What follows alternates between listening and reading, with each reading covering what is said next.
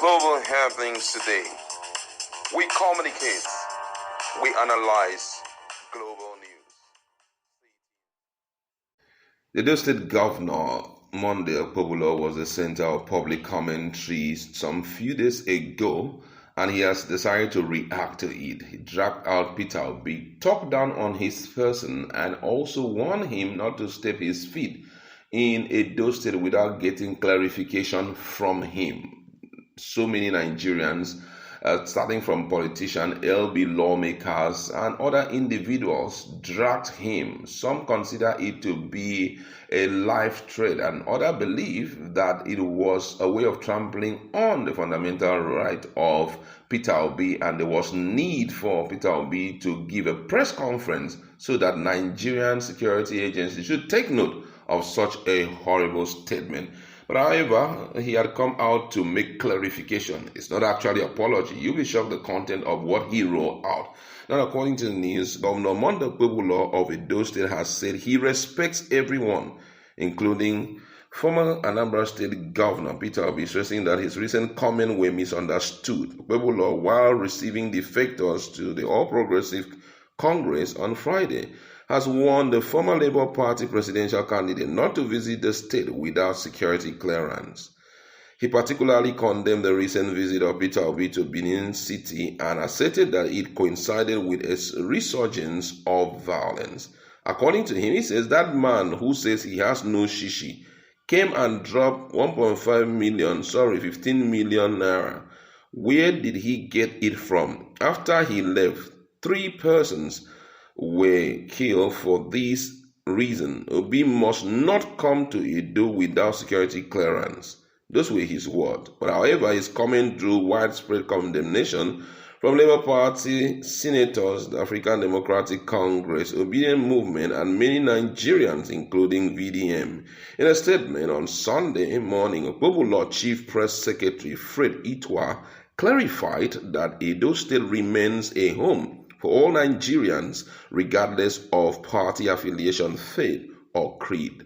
According to him, Governor Okpebholo is committed to politics of inclusivity, not exclusion, adding that his administration is one of bridges, not walls.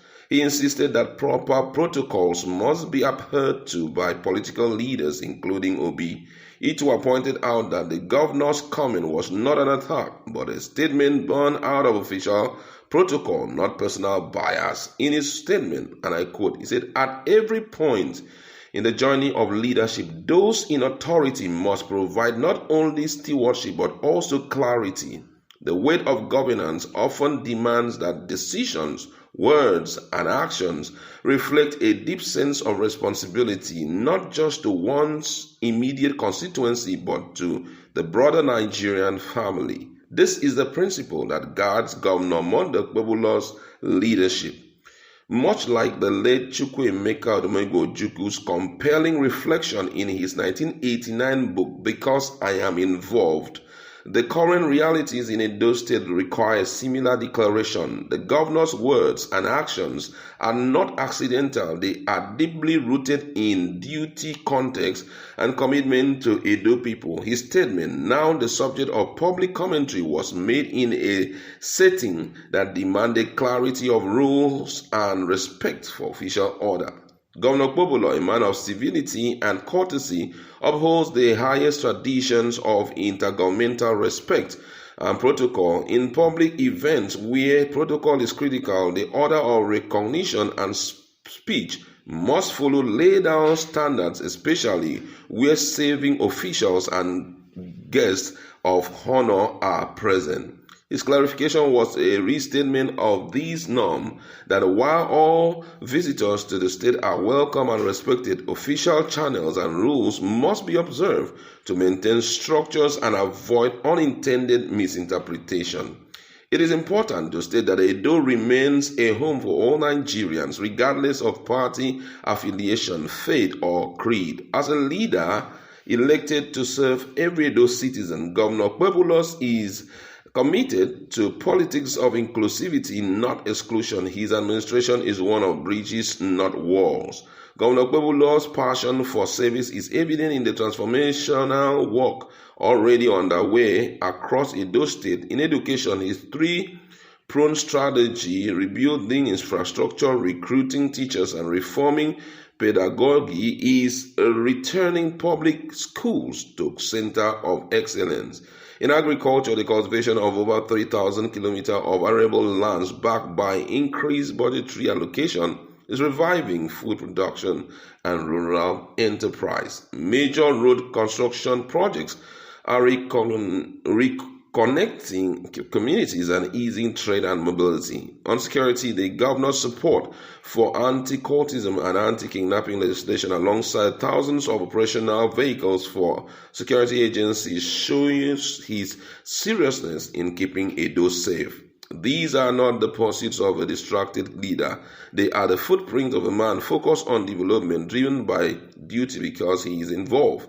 The beauty of Nigeria's democracy lies in its plurality, in its allowance for differing voices, divergent views, and shared national aspiration. Governor Okpebholo holds this sacred.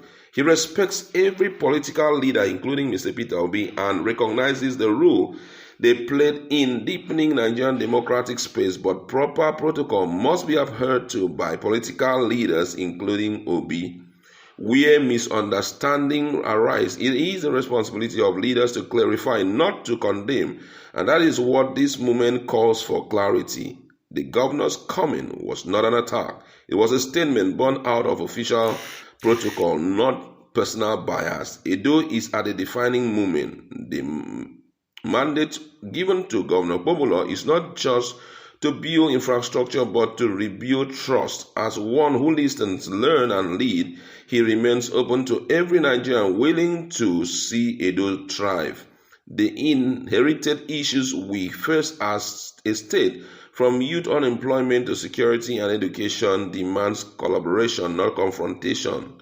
Let this movement not drive us, but deepen our resolve for understanding. Let it remind us that even in disagreement, we must preserve our common humanity. That was the position of Okpebholo via his media person. But unfortunately, this is not an apology.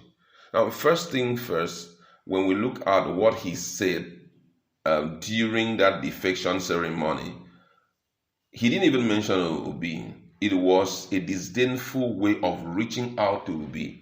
He said, that one that say, a man of repute who cannot even refer to you as that one, despite the fact that your public presentations and your WAEG is everywhere and all of that. Peter Obi is a man that respects personality. He can't refer to you that way. He's a former governor. You're not the first governor.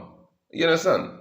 If for any reason you had no reason to respect such a fellow, but looking at his pedigree, number one, he's a former governor. Number two, is a presidential candidate who we all know was deprived of his result and made it to come third. He didn't come distant third. He came third. And a man who globally has been known for his philanthropic move in solving major crises in the country. We see him, he has never been a partner of any form of castigation. He respects personality. He had been a governor before you even think of entering into politics. That's the man that you refer to, that one that say he doesn't have shishi. Where did he get 15 million naira from? Haba. Oga, when he started business, you didn't even think of going into business. This is a man who has shown track record of investment. As much as Nigeria is concerned, he has contributed his quota. In terms of revenue generation, Samila, who is though talked down on by the Anambra State governor, but is being placed 6 when it comes to revenue generation in Anambra State. That calls for an applause because there is no state governor currently who has that level of contribution when it comes to revenue generation in Nigeria. But Obi can be listed as one. This is the same man who came and solved a major problem in your state. And you are now talking down on him and criticizing. When an opportunity came for you to tender an apology, what did you say? That is, you are just there to clarify. Obi must follow protocol. Was that the words you used? I think that Obi needs to do his part, which is to make sure he organizes a press conference and send out a message so that Nigerians should fully be in the know. The security agencies should be fully informed of that strong statement made by him, because the way he sounded was as though there is a plot already on ground against Obi. So Obi needs to come out and make that clarification and bring everyone's attention to it globally. So peradventure in future anything happen, we know where to start from.